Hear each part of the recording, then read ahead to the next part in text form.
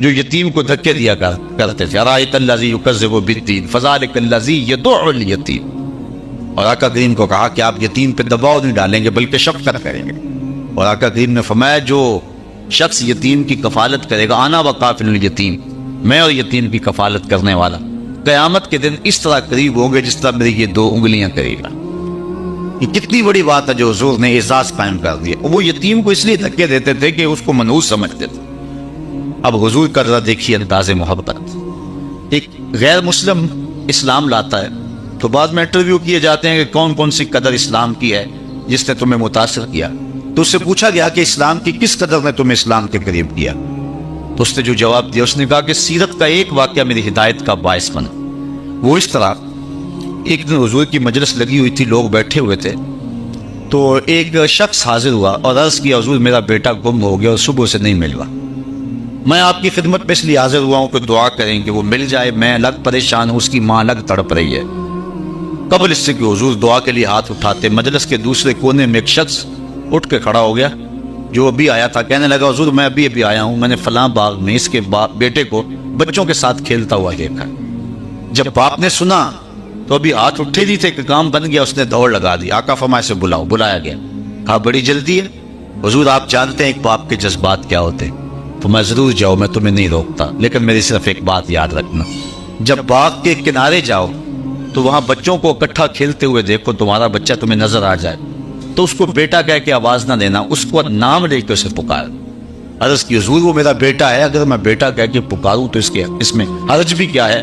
فرمایا تم صبح سے بچھڑے ہوئے، تمہارے لہجے میں بلا کی مٹھاس ہوگی، تم نہیں جانتے ہو سکتا ان کھیلنے والے بچوں میں کوئی یتیم بچہ بھی کھیل رہا ہو. تو جب تم اپنے بیٹے کو بیٹا کہہ کے پکارو گے، کیونکہ مٹھاس بڑی ہوگی تمہارے لہجے میں، اس کا دل چوٹ کھا جائے گا. کاش کہ آج میرا باپ ہوتا تو مجھے بھی بیٹا کہہ کے پکارتا. وہ کہتا ہے یہ واقعہ میری ہدایت کا باعث بن گیا کہ اتنا نزاکت قلبیہ کا لحاظ کہ کہا یہ اسلام کا مزاج ہے. بیوہ کے سامنے اپنی بیوی سے پیار نہ کرو، غریب کے سامنے اپنی دولت کی نمائش نہ کرو، بلکہ حضور نے یہاں تک فرمایا اپنے گوشت کی خوشبو سے ہمسائے کو تکلیف نہ دو. یا تو تھوڑا سا شوربہ زیادہ ڈال لو، یا ایسے زاویے ایسے وقت پکاؤ کہ ہمسائے کے بچے سو چکے. مزدور کے بچے ضد کر بیٹھے اور وہ ضد پوری نہ کر سکے تو پھر ان کے آنسو کون پوچھے گا اور کون ان کو چپ کرائے گا؟ وہ کیا کسی نے کہا تھا دوپہر کو وہ سو جاتی ہے اس ڈر سے، دوپہر کو وہ بچوں کو سلا دیتی ہے اس ڈر سے، گلی میں پھر کھلونے بیچنے والا نہ آ جائے. کبھی ان لوگوں کے دکھ بھی ہم نے سمجھے ہوئے ہوتے. ہماری حالت تو یہ ہے کہ ہمارے دیہاتوں میں رواج ہے کہ جب کوئی شخص اپنی بیٹی کو رخصت کرتا ہے تو اس کا جہیز چارپائیوں پہ بچھا دیتے اور پھر ایک بندے کو پیغام دیا جاتا ہے ایک عورت کو، جاؤ پوری بستی میں بتاؤ کہ ہماری بیٹی کا جہیز دیکھ جائے.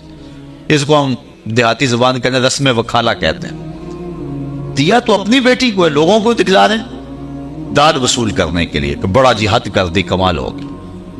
ہم نے تو داد دے دی، 4 دن تندوروں پر چوپالوں میں یہی بات ہوئی، لیکن یہ نہ سوچا کہ تمہاری بیٹی کا جہیز دیکھنے کے لیے بیوہ کی یتیم بچیاں بھی آئیں، اس مزدور کی بیٹیاں بھی آئیں جو بڑھاپے کے باوجود، کانپتے ہوئے بدن کے باوجود کلی والا ڈبہ اٹھا کے مزدوروں والے اڈے پہ جا کے بیٹھتا ہے اور بوڑھا سمجھ کے اسے کوئی قبول بھی نہیں کرتا، اور وہ کہتا مجھے 10-20 روپے کم دے دینا، لیکن کوئی اسے قبول نہیں کرتا.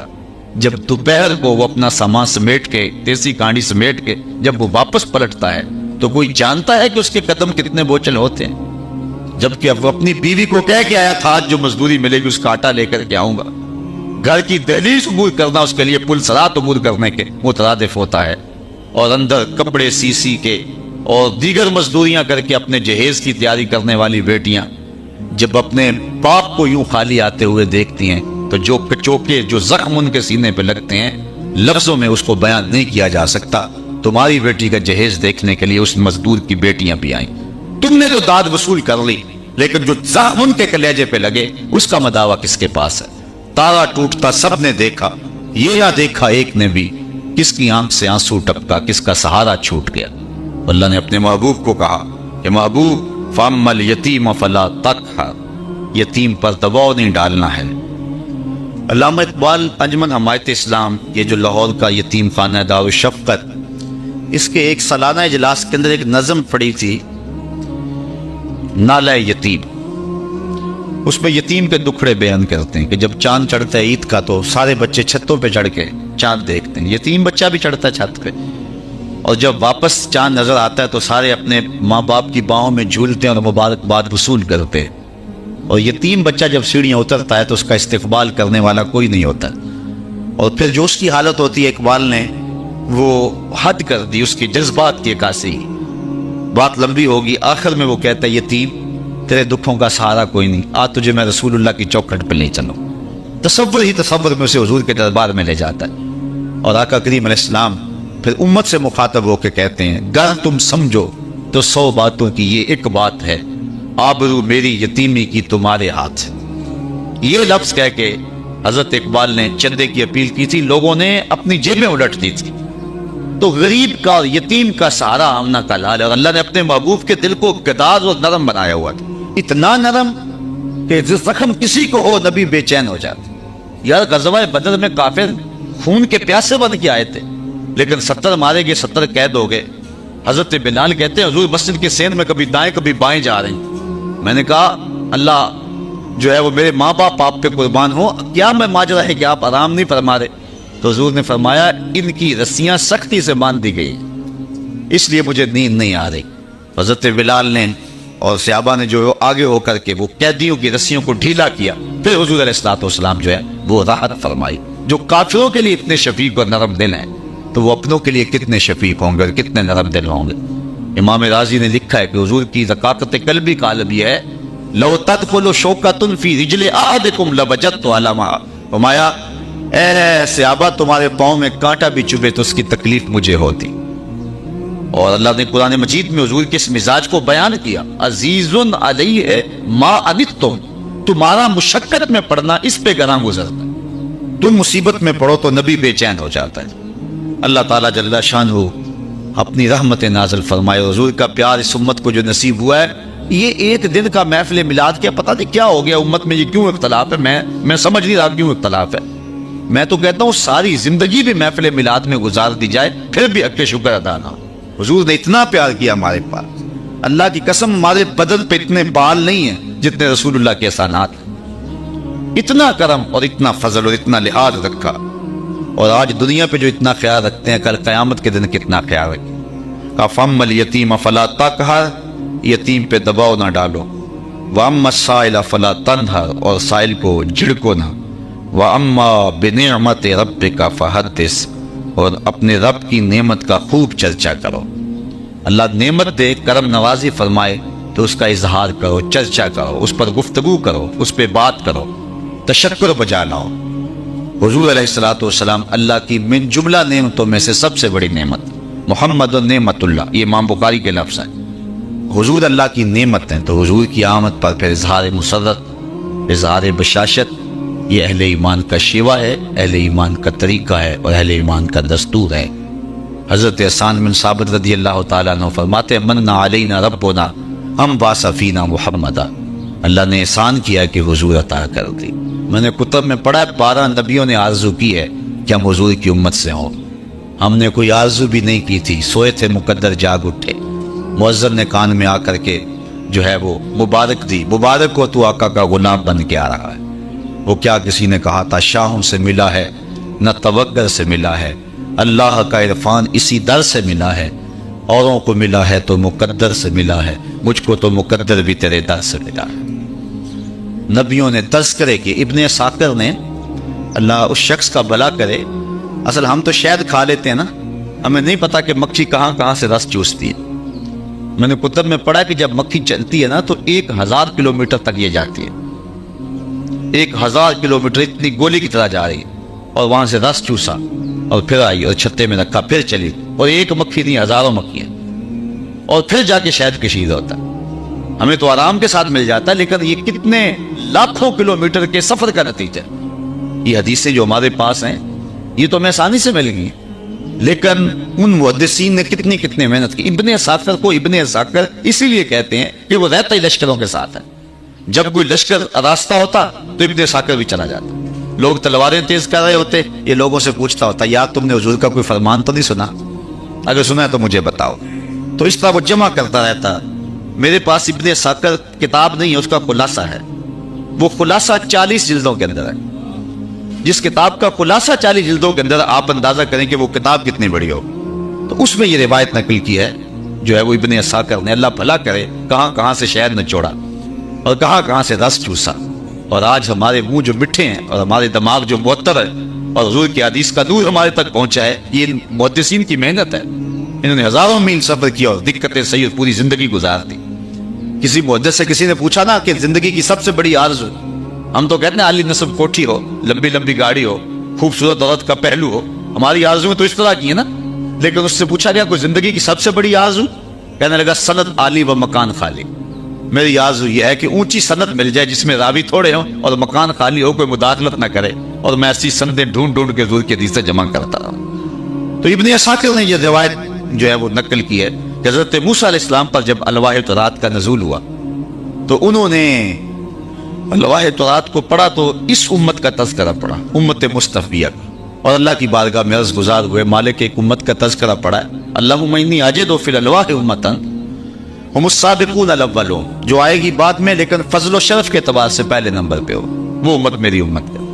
یہ دیکھیے نا، جو لوگ پیچھے بیٹھے ہوئے جب اٹھ کے جائیں گے کھانے کی باری آئے گی تو سب سے آگے یہی ہوں گے۔ وہ جب ڈرل کروا دیتے نا فوجی بھی، تو جب کہتے ہیں بہت ٹرن واپس پلٹو، تو جو پیچھے والے ہوتے ہیں انہی قدموں پہ پلٹتے ہیں، تو وہ سب سے آگے والے ہوتے ہیں۔ اللہ نے جب امتوں کو بھیجا تو امت مصطفیٰ سب سے پیچھے تھی، اور کل قیامت کے دن جب جنت کے دروازے کھول کے بہت ٹرن کہا جائے گا، سب سے آگے امت مصطفیٰ ہو، ہم السابقون الاول، مالک وہ امت میری امت کر دے۔ قال تلک امت احمد، کہا یہ تو میرے پیارے احمد کی امت۔ اچھا لمبے سوال ہیں، اللہم انی اجد فی الالواح امتا اناجیلہم فی صدورہم یقرؤونہا ظاہرا، ایک ایسی امت کا تذکرہ پڑھا، ان کی کتابیں سینے میں ہوں گی، بے دیکھ کے پڑھیں گے۔ پچھلی امت میں کتاب اللہ کا حافظ صرف نبی ہوتا تھا، یہاں 7 سال کا بچہ بھی پورا قرآن سینے میں محفوظ رکھتا ہے۔ کہا مالک وہ امت میری امت بنا دے، کہا یہ تو میرے پیارے احمد کی امت ہے۔ پھر کہا ایسی امت کا تذکرہ پڑھا، یجعلون الصدقۃ فی بطونہم، جو صدقے کا مال خود کھائیں گے ثواب بھی خود کمائیں گے۔ پچھلی امت ہے تو پھینک دیتی، بجلی چکتی، ہم خود ذبح کریں، خود کھالو دیڑے کھال بھی اپنے کام میں، گوشت بھی خود کھائیں، ثواب بھی خود کمائیں۔ یہ عجیب ماجرا ہے کہ بروز عید قرباں وہی ذبح بھی کرے ہے، وہ عید ثواب الٹا۔ کہا مالک وہ امت میری امت بنا دے، قال تلک امت احمد، کہا یہ میرے پیارے احمد کی امت۔ پھر سوال کیا اللہ ایک ایسی امت کا تذکرہ پڑھا ہے، یاکلون الفیع، جو مال فیع بھی کھائے گی۔ پچھلی امتوں کے لیے مال غنیمت تو جائز تھا، لیکن جس میں لڑائی نہیں ہوئی مال فیع جائز نہیں تھا، اس امت کے لیے وہ بھی جائز ہے جس طرح باغ فدق تھا۔ کہا مالک وہ امت میری امت کر دے، کہا یہ تو میرے پیارے کی امت ہے۔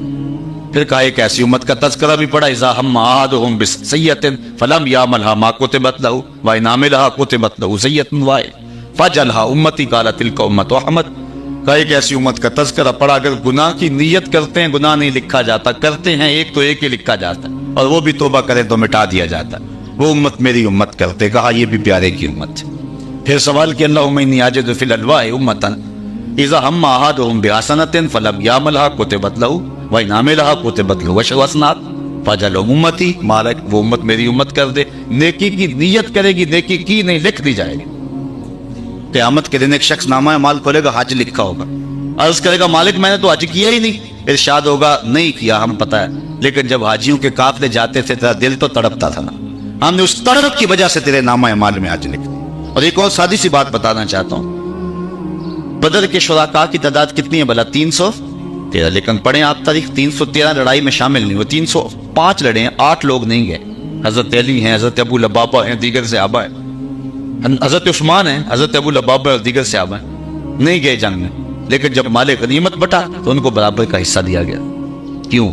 اس لیے کہ گھر سے عزم کر کے چلے تھے، مومن نیت کرتا ہے تو نامہ اعمال میں نیکی لکھ دی جاتی، وَإِنْ عَمِلَهَا کتبت لہ عشر حسنات، اور اگر عمل کرتا ہے کہ لکھی 10 جاتی۔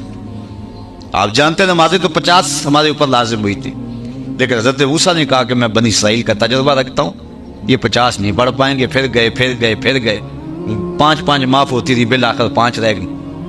حضرت موسیٰ نے تو عرض کی کہ ایک بار اور جائیے، کہا مجھے رب سے شرم آتی ہے، یعنی امت سے توقع وابستہ کی، یہ اتنی نکمی تو نہیں ہے کہ 5 بھی نہیں پڑھے گی۔ اللہ اکبر۔ اب اللہ کا وعدہ لا تبدیل لکلمات اللہ، اس کی باتیں بدلتی نہیں، یہاں 9 مرتبہ بدلی ہے کہ نہیں بدلی، تو پھر کیا جواب ہوگا اس کا؟ یہی جواب، من جاء بالحسنۃ فلہ عشر امثالہا، جو ایک نیکی کرے 10 کا ثواب، پڑھو گے 5 ضرب دو 10 سے تو ثواب 50 کا ہی نصیب ہوگا، جس کی باتیں تبدیل نہیں ہوتی ہیں۔ یا اللہ یہ امت میری امت بنا دے، بڑی لمبی حدیث ہے۔ ایسے علماء ہوں گے جن کو اللہ علم بڑا دے گا، اس امت میں ہوں گے، اے اللہ وہ امت میری امت کر دے۔ دجال کو قتل کریں گے، وہ امت میری امت کر دے۔ جواب ملتا رہا تلک امت احمد۔ تو پھر حضرت موسیٰ نے آخر میں عرض کی اللہم اجعلنی من امت احمد، اے اللہ مجھے اس نبی کی امت سے کر دے۔ یا نبی آرزو کرتے رہے۔ حضرت عیسیٰ علیہ السلام نے اپنی قوم کو کہا، انجیل برنباس کے لفظ ہیں، یہ پہلا حصہ تو قرآن کے دامن میں بھی ہے، مبشرا برسول یاتی من بعد اسمہ احمد، کہ میرے بعد وہی آئے گا جس کا نام احمد ہوگا۔ تو ایک حواری اٹھ کے کھڑا ہو جاتا ہے اور کہتا ہے حضرت جس کے قصیدے آپ بھی پڑھ رہے ہیں کیا وہ آپ سے بھی افضل ہوگا؟ یہ ایک حواری پوچھتے ہیں، 12 حواری تھے حضرت عیسیٰ علیہ السلام کے، کہا جس کے قصیدے آپ پڑھ رہے ہیں کیا وہ آپ سے بھی افضل ہوگا؟ حیرت سے پوچھا۔ انجیل برنباس میں لفظ حضرت عیسیٰ نے کہا حیرت کی بات، افضل کی بات کرتے ہو، وہ تو اتنی عظمتوں کا حامل ہے، اگر اس کے نالین کے تسمے کھولنے کی سعادت ابن مریم کو مل جائے تو یہ بھی مقدر کی بات، وہ اتنا رفیع المرتبت ہوگا، وہ اتنا اونچا ہوگا۔ یہ میری اور آپ کی فیروز پڑتی کہ ہمیں اس نبی کی امت ہونا نصیب ہوا ہے۔ تو آئیے ہم اس نبی کے دین کے لیے میدان عمل میں آئیں۔ ہمیں 5 گانا نماز بوجھ بن رہا ہے، قطر نہیں ایسا، یہ تو فرض ہے، یہ تو لازم ہے۔ 750 مرتبہ رب اپنے مختلف سیغوں کے ساتھ جو ہے وہ حکم ہمیں دیا ہے۔ آئیے میں اور آپ آج سے اس محفل کے اندر سے عزم کر کے اٹھیں کہ آج کے بعد نماز نہیں چھوڑیں گے۔ دیکھیے یہ تو میلاد کا لفظ ہے نا عربی کا، اردو میں تو اس کو یوم پیدائش کہتے ہیں، پنجابی میں جمن دیاڑا کہہ لیں گے، اور اگر چلے جائیں آپ اس کو لے جائیں انگلش میں تو اس کو برتھ ڈے کہتے ہیں۔ تو آپ جاتے ہیں جب کسی کی برتھ ڈے پہ کا تو کبھی خالی ہاتھ تو نہیں گئے، کوئی نہ کوئی تحفہ تو لے جاتے ہیں، یار وہ جس جو سے پسند ہے وہ خوش ہوگا۔ تو حضور کے میلاد پہ ہم خالی ہاتھ تو نہیں آئیں گے، حضور کو بھی کوئی تحفہ پیش کریں نا، اور وہ کون سا جس سے حضور خوش ہوں۔ اور حضور کس سے خوش ہوتے ہیں؟ جو جعلت قرۃ عینی فی الصلاۃ، میری آنکھوں کی ٹھنڈک نماز میں رکھی۔ جب حضرت بلال حبشی کو اذان کا کہتے تھے تو یہ نہیں کہتے تھے کہ بلال اذان دے، بلکہ کہتے تھے ارے نا یا بلال، بلال اٹھو ہمارے دل کو راحت پہنچاؤ۔ حضور علیہ السلام کو تسکین ملتی تھی نماز پڑھنے سے۔ اصل جو نماز سے کرنی کتراتے ہیں نماز کی لذت سے آشنا نہیں ہے۔ جب بندہ سجدے میں پیشانی رکھ کے رب کو پکار رہا ہوتا ہے تو پھر رنگ ہی کچھ اور ہوا کرتے۔ آئیے میں اور آپ اس عزم کے ساتھ آج کی اس مجلس کا اختتام کرتے ہیں۔ میری دل کی عطا گہرائیوں کے ساتھ دعا ہے کہ اللہ ہمارے میزبان محترم، ان کے بیٹوں کو اور ان کے اہل خانہ کو، اور آپ سب لوگ جتنے بھی تشریف لائے ہیں سب کو اس بابرکت محفل نور کی برکت نصیب فرمائے، اور ہمیں حضور علیہ السلام کے ادب والوں میں رکھے، اور حضور علیہ السلام کی محبت ہمارے سینے کا خزینہ بنے۔ جب کوئی بھی حضور کا نام لے تو ہمارا دل ٹھنڈا ہو اور تسکین پائے اور راحت پہنچے۔ حضور کے ادب کی بھی توفیق دے اور حضور کے دین پر عمل کرنے کی بھی اللہ توفیق عطا فرمائے۔ وآخر دعوانا ان الحمد للہ رب العالمین۔